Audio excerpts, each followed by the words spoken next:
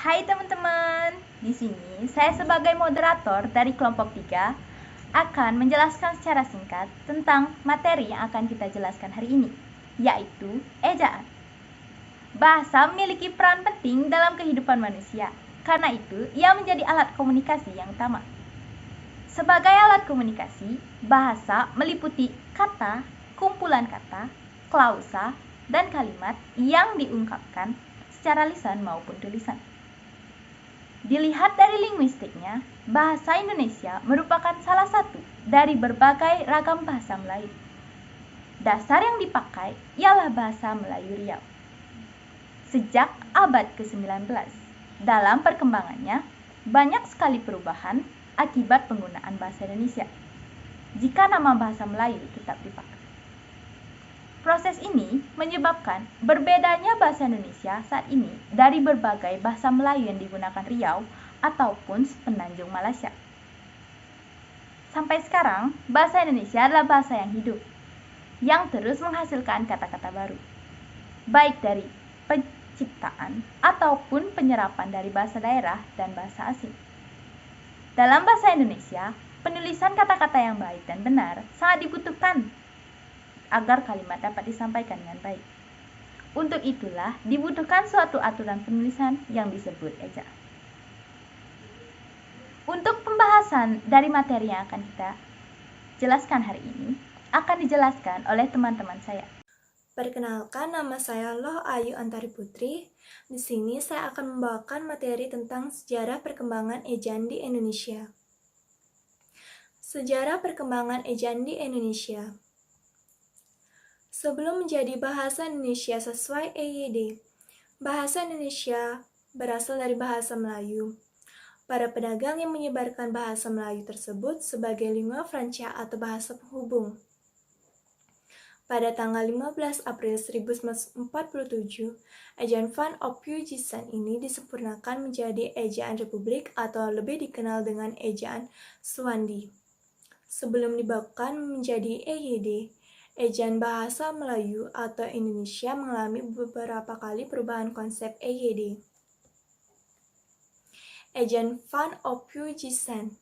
Ejaan pertama yang diterbitkan pada tahun 1901 oleh orang Belanda bernama Carles A. Van Ophuijsen dan dibantu oleh Engku Nawawi, gelar Sultan Mamur, dan Muhammad Taib Sultan Ibrahim. Ejaan ini menggunakan huruf Latin. Ejaan Suwandi. Ejaan ini diresmikan pada tanggal 19 Maret 1947 yang diresmikan berdasarkan surat keputusan Menteri Pendidikan, Pengajar dan Kebudayaan Republik Indonesia nomor 264-BHG-A oleh Mr. Raden Suwandi. Ejaan pembaharuan. Pada tahun 1954, Prof. Muhammad Yamin memprakarsai Kongres Bahasa di Medan yang memutuskan agar ejaan Suwandi disempurnakan. Pembaharuan yang disarankan panitia yang diketuai Priyono dan E. Katopo antara lain membuat standar satu fonem, satu huruf, dan diftong ai, au, dan oi dieja menjadi aye, au, dan oye. Tanda hubung yang digunakan dalam kata berulang yang memiliki makna tunggal seperti kupu-kupu dan alun-alun. Ejaan Melindo. Pada akhir tahun 1959, Sidang Perutusan Indonesia Melayu, Slamet Mulyana, Syed Nasir bin Ismail, Ketua, menghasilkan konsep ejaan bersama yang kemudian dikenal dengan ejaan Melindo atau Melayu Indonesia. Ejaan Melindo ini bertujuan untuk meragamkan ejaan yang digunakan kedua negara, tapi ejaan ini pun gagal diresmikan akibat ketegangan politik antara Indonesia dan Malaysia. Ejaan LBK atau Lembaga Bahasa dan Kesusastraan. Ejaan ini muncul karena ketidaksetujuan akan konsep Melindo. beberapa hal yang dibahas dalam seminar sastra 1968 membentuk konsep ejaan LBK ini. Adapun huruf vokal dalam ejaan ini terdiri dari I, U, E, O, A, dan ejaan ini, istilah-istilah asing sudah mulai diserap seperti ekstra menjadi ekstra, kalb menjadi kalbu, guerilla menjadi gerilya. Ejaan yang disempurnakan atau yang disingkat dengan EYD. Pada tahun 1972 diadakan pertemuan antara Menteri Pelajar Malaysia Tun Hussein On dengan Menteri Pendidikan dan Kebudayaan Indonesia Masuri. Ejaan yang disempurnakan ini dalam perkembangannya mengalami 2 kali revisi pada tahun 1987 dengan dikeluarkannya Keputusan Menteri Pendidikan dan Kebudayaan nomor 0543A-U-1987 tentang penyempurnaan pedoman umum ejaan bahasa Indonesia yang disempurnakan. Kemudian, revisi yang kedua adalah pada tahun 2009. Berdasarkan Peraturan Menteri Pendidikan Nasional Nomor 46 Tahun 2009 tentang Pedoman Umum Ejaan Bahasa Indonesia yang disempurnakan, berikut beberapa perbedaan EYD. Adanya huruf C yang mengganti huruf TJ, adanya huruf J yang mengganti huruf DJ, adanya huruf KH yang mengganti huruf CH, adanya huruf Y yang mengganti huruf J, adanya hurufnya yang mengganti huruf NJ, adanya huruf SY yang mengganti huruf SJ, adanya huruf J yang mengganti huruf DJ. Selain itu, huruf F, V, Q, X, dan Z yang kental dengan unsur bahasa asing resmi menjadi bagian bahasa Indonesia. Di sini saya akan memaparkan materi mengenai Pedoman Umum Ejaan Bahasa Indonesia atau PUEBI. Pedoman Umum Ejaan Bahasa Indonesia merupakan tata bahasa Indonesia yang mengatur penggunaan bahasa Indonesia dalam tulisan, mulai dari pemakaian huruf, ejaan kata, dan penggunaan tanda baca. Penggunaan huruf, yang pertama huruf abjad. Dalam ejaan bahasa Indonesia terdapat 26 huruf abjad yang digunakan. Yang kedua, huruf vokal. Huruf yang melambangkan vokal dalam bahasa Indonesia terdiri atas 5 huruf, yaitu A, E, I, O, dan U. Yang ketiga, huruf konsonan. Huruf yang melambangkan konsonan dalam bahasa Indonesia terdiri atas 21 huruf, namun perlu diingat bahwa huruf Q dan X khusus digunakan untuk nama diri dan keperluan ilmu. Dan juga, huruf X pada posisi awal kata diucapkan dengan S. Yang keempat, huruf diftong. Dalam bahasa Indonesia terdapat 4 diftong yang dilambangkan dengan gabungan huruf vokal. Yang kelima, gabungan huruf konsonan. Gabungan huruf konsonan KH, NG, NY, dan SY masing-masing melambangkan satu bunyi konsonan. Selanjutnya, saya akan memaparkan materi mengenai penggunaan huruf kapital. Yang pertama, huruf kapital dipakai sebagai huruf pertama awal kalimat. Yang kedua, huruf kapital dipakai sebagai huruf pertama unsur nama orang termasuk julukan. Namun, huruf kapital tidak dipakai sebagai huruf pertama nama orang yang merupakan nama jenis atau satuan ukur. Huruf kapital juga tidak dipakai untuk menuliskan huruf pertama kata yang bermakna anak dari seperti bin, binti, boru, dan fan atau huruf pertama kata tugas. Yang ketiga, huruf kapital dipakai pada awal kalimat dalam petikan langsung. Yang keempat, huruf kapital dipakai sebagai huruf pertama setiap kata nama agama, kitab suci, dan Tuhan, termasuk sebutan dan kata ganti untuk Tuhan. Yang kelima, huruf kapital dipakai sebagai huruf pertama unsur nama gelar, kehormatan, keturunan, keagamaan, atau akademik yang diikuti nama orang, termasuk gelar akademik yang mengikuti nama orang. Yang keenam, huruf kapital dipakai sebagai huruf pertama unsur nama gelar, kehormatan, keturunan, keagamaan, profesi, serta nama jabatan dan kepangkatan yang dipakai sebagai sapaan. Yang ketujuh, huruf kapital dipakai sebagai huruf pertama unsur nama jabatan dan pangkat yang diikuti nama orang atau yang dipakai sebagai pengganti nama orang tertentu, nama instansi, atau nama tempat. Yang kedelapan, Huruf kapital dipakai sebagai huruf pertama nama bangsa, suku, dan bahasa. Yang kesembilan, huruf kapital dipakai sebagai huruf pertama nama tahun, bulan, hari, dan hari besar atau hari raya. Yang kesepuluh, huruf kapital dipakai sebagai huruf pertama unsur nama peristiwa sejarah, misalnya Konferensi Asia Afrika. Namun, huruf pertama peristiwa sejarah yang tidak dipakai sebagai nama tidak ditulis dengan huruf kapital. Misalnya, Soekarno dan Hatta memproklamasikan kemerdekaan bangsa Indonesia. Yang ke-11, huruf kapital dipakai sebagai huruf pertama nama geografi, namun untuk huruf pertama nama geografi yang bukan nama diri tidak ditulis dengan huruf kapital, dan juga huruf pertama nama diri geografi yang dipakai sebagai nama jenis tidak ditulis dengan huruf kapital, misalnya jeruk Bali dan kacang Bogor. Yang ke-12, huruf kapital dipakai sebagai huruf pertama semua kata dalam nama negara, lembaga, badan, organisasi, atau dokumen, kecuali kata tugas seperti di, ke, dari, dan yang terakhir yaitu untuk. Yang ke-13, huruf kapital dipakai sebagai huruf pertama unsur singkatan, nama gelar, pangkat, atau sapaan. Yang ke-14, huruf kapital dipakai sebagai huruf pertama kata penunjuk hubungan keakraban seperti bapak, ibu yang dipakai dalam penyapaan atau pengacuan. Selanjutnya, saya akan memaparkan mengenai penggunaan huruf miring.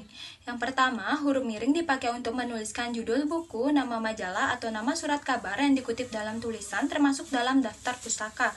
Yang kedua, huruf miring dipakai untuk menegaskan atau mengkhususkan huruf, bagian kata, atau kelompok kata dalam kalimat.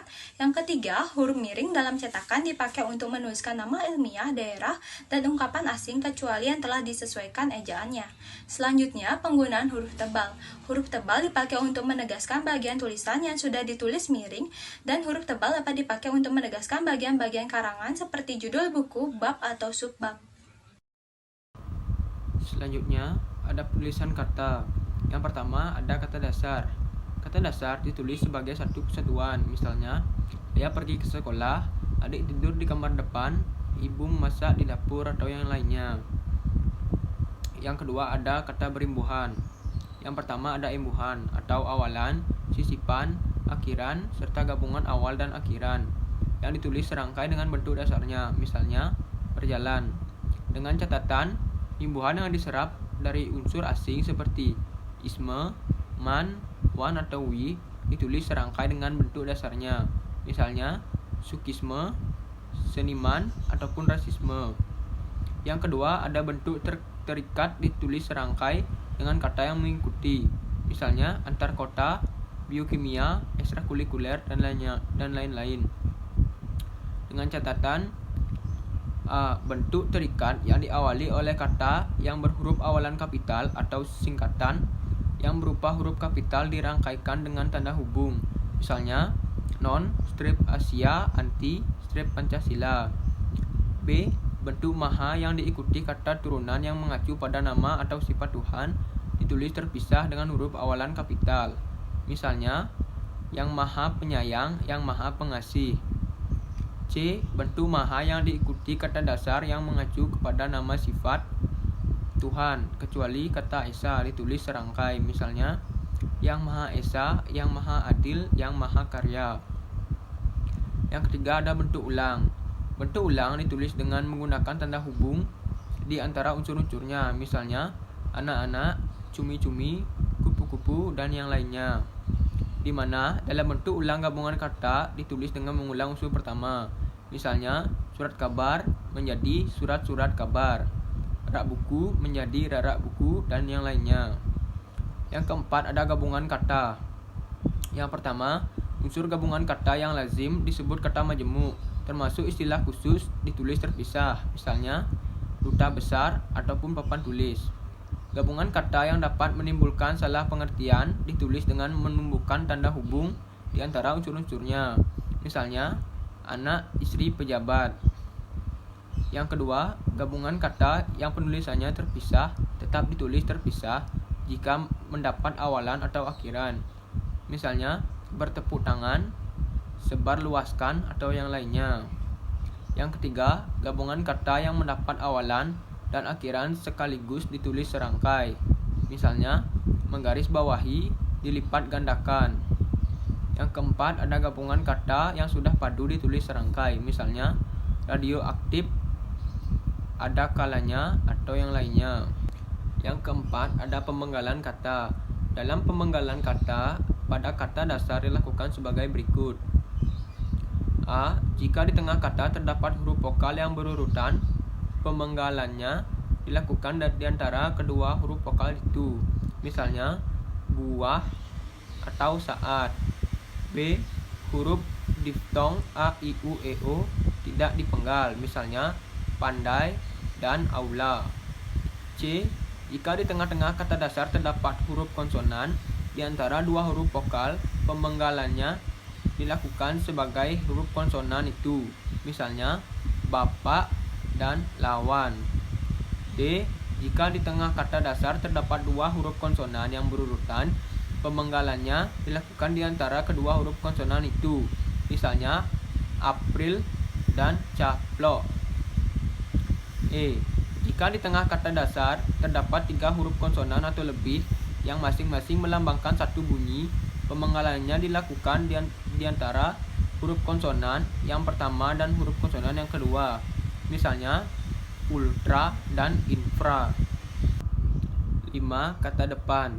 Kata depan seperti di, ke, dan dari ditulis terpisah dari kata yang mengikutinya. Misalnya, 1. Partikel lah, kah, dan tah ditulis serangkaian dengan kata yang mendahulunya. Misalnya, janganlah buang sampah sembarangan.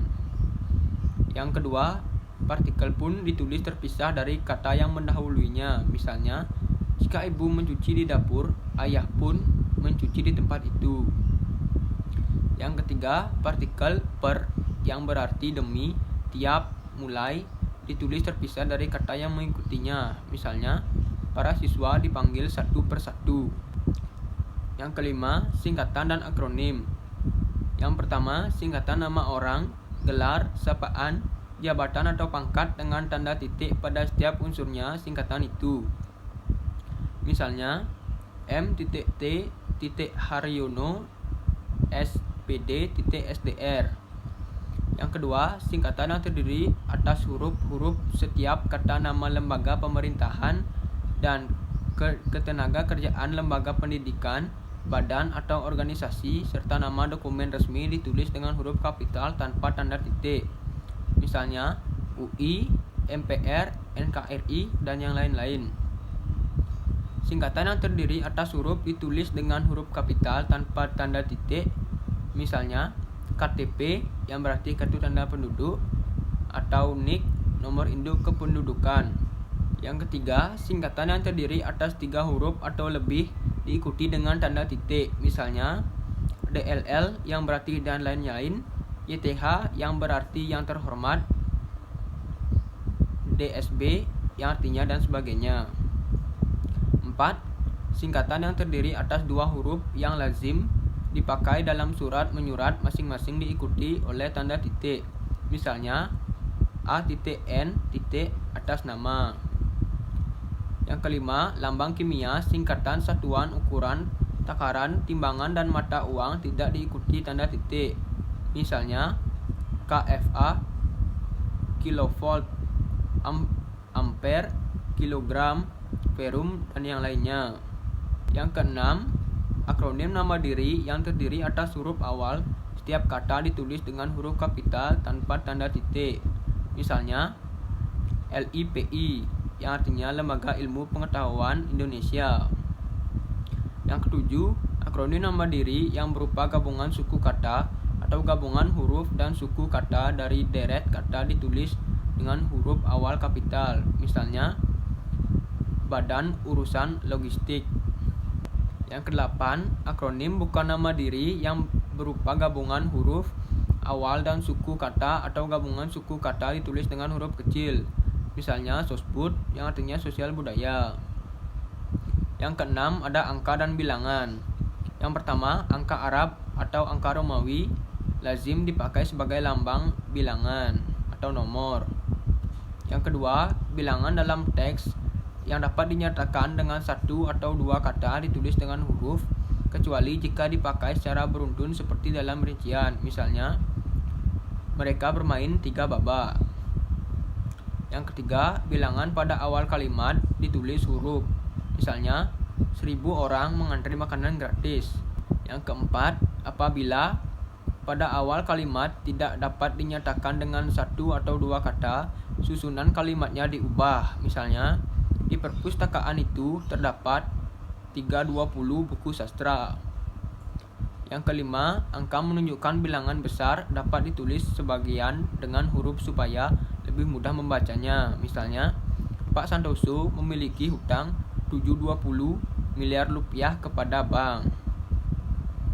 Yang keenam, angka dipakai untuk menyatakan ukuran panjang, berat, luas, isi dan waktu serta nilai uang. Misalnya 5 jam 20 menit, 5 liter, dan lainnya.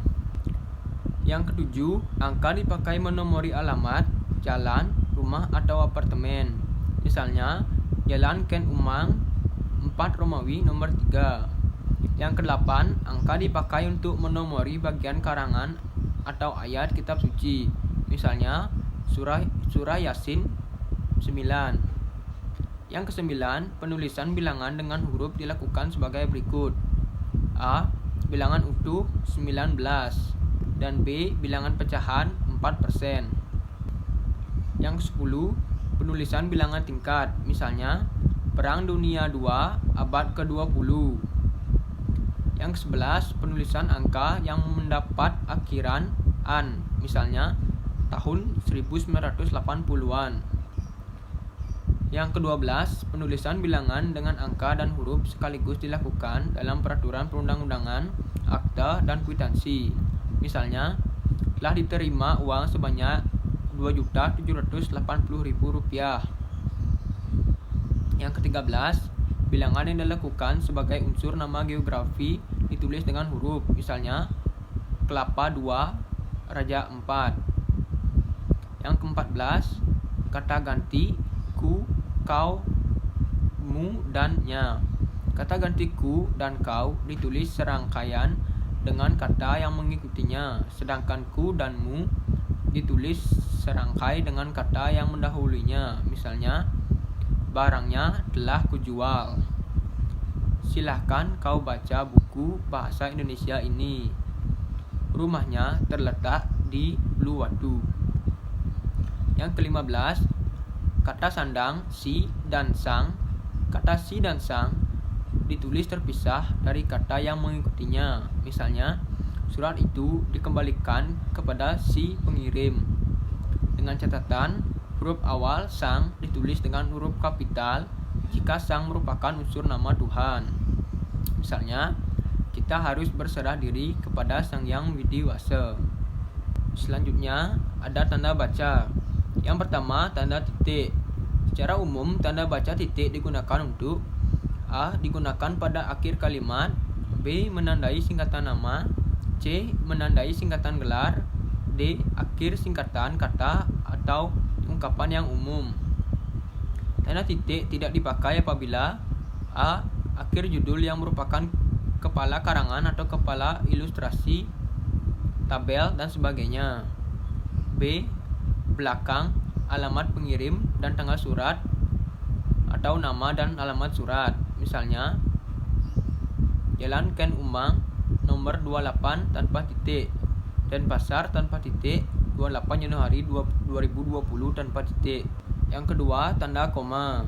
Secara umum, tanda koma digunakan A. Antara unsur yang dirinci, B. Apabila anak kalimat mendahului induk kalimat.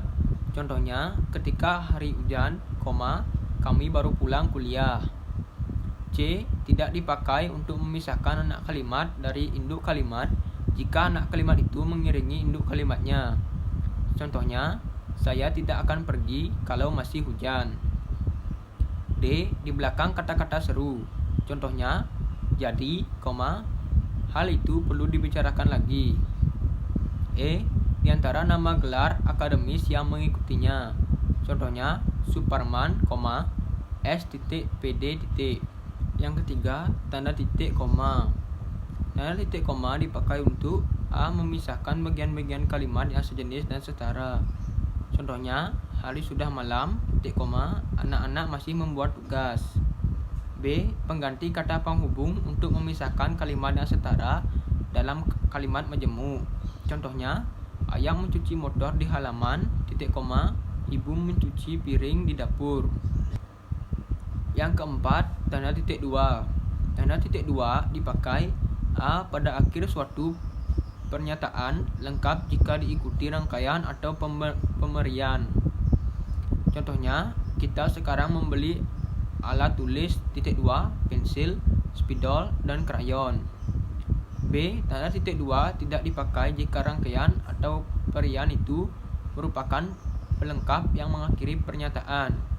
Kita memerlukan pensil, spidol, dan krayon. C. Sesuai kata atau ungkapan yang memerlukan pemberian. Contohnya, Ketua titik dua Wawan Suherman, Bendahara titik dua Puspa. 5. Tanda pisah. Tanda pisah dapat dipakai untuk membatasi penyisipan kata atau kalimat yang memberi penjelasan di luar bangun kalimat. Misalnya, kemerdekaan bangsa itu, tanda pisah, saya yakin akan tercapai, tanda pisah diperjuangkan oleh bangsa itu sendiri. B. Tanda pisah dapat dipakai untuk menegaskan adanya keterangan, aposisi, atau keterangan yang lainnya. Misalnya, Soekarno, tanda pisah Hatta, tanda pisah proklamator. C. Tanda pisah dipakai di antara dua bilangan, tanggal, atau tempat yang berarti sampai dengan atau sampai ke. Misalnya, tahun 2012 sampai tahun 2029 menggunakan tanda pisah. D. Tanda penyingkat atau apostrof. Dalam pedoman umum, ejaan bahasa Indonesia dijelaskan mengenai beberapa aturan yang terkait tanda penyingkat dipakai untuk menunjukkan penghilangan bagian kata atau bagian angka tahun dalam konteks tertentu. Misalnya, dia kan kusurati. Kan sama dengan akan. Dapat beberapa kesalahan diantaranya, malam telah datang, di mana seharusnya penulisannya yaitu malam lah datang. Hal tersebut dikarenakan penyingkat dipakai untuk menunjukkan penghilangan bagian kata atau bagian angka tahun dalam konteks tertentu. Di sini saya akan menjelaskan perbedaan EYB dan PUEB. Yang pertama, ada aturan penulisan huruf tebal. Dalam EYB tidak ada aturan untuk menggunakan huruf tebal. Pada PUEB, huruf tebal digunakan untuk mengegaskan kata atau kalimat yang ditulis miring dan untuk mengegaskan bagian judul, buku, dan bab. Yang kedua, ada aturan penulisan huruf kapital. Dalam EYB, huruf kapital tidak digunakan untuk menulis unsur julukan, namun huruf kapital hanya digunakan pada huruf awal dari nama orang, gelar kehormatan, dan keturunan. Yang ketiga, ada penambahan diakritik vokal E dalam PUIB. Penambahan diakritik vokal E dalam PUIB saat ini masih berlaku EYD. Hanya terdapat dua lafal vokal E, yaitu vokal E pepet, E taleng tertutup. Setelah PUIB berlaku dibagi menjadi 3 jenis dan ada penambahan E taleng terbuka. Contohnya, ada E pepet, mesin, dan bersih. Yang kedua, ada contoh E taleng tertutup, ekor dan enak. Yang ketiga, ada E taleng terbuka, ember, dan pendek. Yang keempat, ada penambahan diftong EI dalam PUIB. Saat EYB masih berlaku, hanya terdapat 3 diftong, yaitu AI, AU, dan AI. Sedangkan PUIB terdapat tambahan diftong EI, jadi sekarang diftong yang berlaku yaitu AI, AU, AI, dan EI. Contohnya, contoh kata yang menggunakan diftong AI adalah santai. Yang kedua, ada contoh kata yang menggunakan AU, ada harimau. Yang ketiga, ada contoh kata menggunakan diftong OI, ada amboi. Yang keempat, ada contoh kata yang menggunakan diftong EI, yaitu survei. Yang kelima, ada aturan penggunaan bilangan. Dalam EYD, penggunaan tanda titik koma digunakan untuk merinci tanpa menggunakan kata dan. Sedangkan pada PUIB, Tanda titik koma digunakan untuk memisahkan bagian dari rincian tetapi memakai dan. Yang keenam, ada aturan penggunaan bilangan. Dalam EYD tidak ada yang mengatur penggunaan nama bilangan pada unsur nama geografis. Pada PUIB, penggunaan nama bilangan pada unsur nama geografis ditulis menggunakan huruf, bukan angka. Yang ketujuh, ada aturan penggunaan tanda elipsis. Pada EYD, tanda elipsis digunakan untuk kalimat yang terputus-putus, sedangkan tanda elipsis dalam PUIB digunakan untuk menulis kalimat yang tidak selesai dalam dialog. Yang kedelapan, ada aturan penggunaan tanda hubung min. Pada PUIB menggunakan tanda hubung min dipakai untuk menandai bentuk terikat dari objek bahasa. Dalam EYD, tidak ada yang mengatur penggunaan tanda min tersebut. Yang kesembilan, ada aturan penggunaan partikel pun. Dalam EYD, partikel pun ditulis secara terpisah kecuali untuk akta yang lazim digunakan. Pada PUIB, partikel pun ditulis secara pisah kecuali partikel pun tersebut menggunakan kata penghubung. Contohnya, bagaimanapun, walaupun, dan apapun. Sekian pembahasan dari teman-teman saya akan menyimpulkan apa yang teman-teman saya bahas. Ejaan adalah seperangkat aturan tentang cara menuliskan bahasa dengan menggunakan huruf, kata, dan tanda baca. Sebagai sarananya, ejaan yang saat ini digunakan adalah ejaan bahasa Indonesia yang mengalami perkembangan, dimulai dari ejaan Van Ophuijsen sampai dengan EYD. Namun, sekarang tidak lagi menggunakan EYD sebagai acuan penulisan kalimat, melainkan sudah berlaku PUIB. Dalam tata cara penulisan sesuai dengan kaidah yang berlaku menjadi acuan dalam kepenulisan. Dalam hal ini, Pedoman Umum Ejaan Bahasa Indonesia atau PUEB merupakan tata bahasa Indonesia yang mengatur penggunaan bahasa Indonesia dalam tulisan, mulai dari pemakaian huruf, ejaan kata, dan penggunaan tanda baca. PUEB adalah pedoman terbaru mengganti dari EYD sehingga sekarang EYD tidak berlaku lagi. Penggantian EYD menjadi PUEB disahkan pada tahun 2015. Terdapat beberapa perbedaan EYD dan PUEB, antara lain seperti penulisan huruf tebal, aturan penulisan huruf kapital, penambahan diklik vokal E dalam PUEB, dan lain-lain. Sekian materi dari kami, semoga kalian dapat memahaminya dengan baik. Terima kasih.